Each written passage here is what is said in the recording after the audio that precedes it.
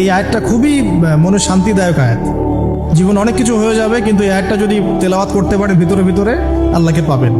ইন্নী যাহিবুন ইলা রব্বি সায়াহদিন, আমি ছুটলাম, আমি চললাম আমার রবের দিকে, তিনি আমাকে পথ দেখাবেন। রব্বি হাবলি মিনাস সালিহিন, আল্লাহ আমাকে সুসন্তান দান করুন, সালেহিন সন্তান দান করুন। ফাবাশশারনাহু বিগুলামিন হালিম, আল্লাহ বলছেন আমি তাকে সহনশীল সন্তান দান করলাম, সহনশীল সন্তান দান করলাম। এবার ফালাম্মা বালাগা মাআহু সা'য়া, এবার যখন বাচ্চাটা বাবার সাথে দৌড়াদৌড়ি করা শিখলো, মানে এই যে 10, 12, 14 বছর বয়স, এই সময় বাচ্চাগুলো আরো বেশি আকর্ষণীয় হয়। শেষ বয়সের বাচ্চা, এত দোয়া করার পরে একটাই বাচ্চা, একটাই ছেলে, শেষ বয়সের, কেবল বড় হচ্ছে, বাবার সাথে মানে দৌড়াদৌড়ি করতে শিখছে, সন্তানের প্রতি বাবার ভালোবাসা আরো গাঢ় হচ্ছে।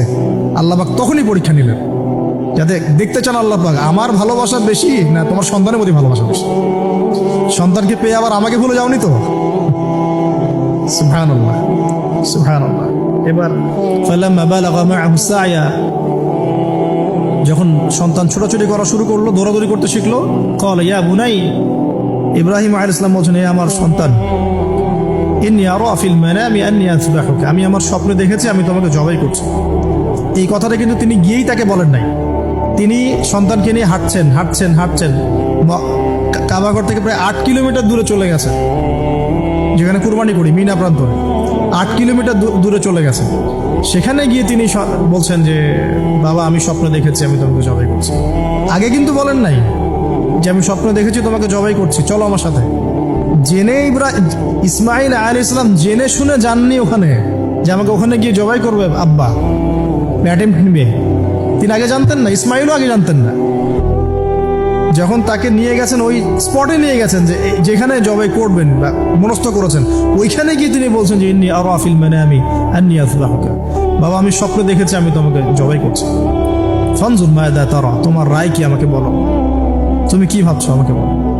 যেমন বাবা আর যেমন বাবা তেমন সন্তানের চেয়ে এখানে বড় কথা হবে, যেমন মা তেমন সন্তান। মা বলেছিল এক সময় আপনি কোথাও যাচ্ছেন আমাদেরকে ছেড়ে, তাই না, মনে আছে? ও আচ্ছা, আল্লাহ আদেশ করেছেন, তাহলে আল্লাহ আমাদেরকে ধ্বংস করবেন না। ঠিক ওই রকম মায়ের গর্ভ থেকে এই সন্তান যে বলছে যে ইয়া বাতি, হে আমার আব্বা, ইফআল মা তুমার, আপনি করেন, আপনাকে যে আদেশ করেছে আল্লাহ পাক আপনি সেটাই করেন।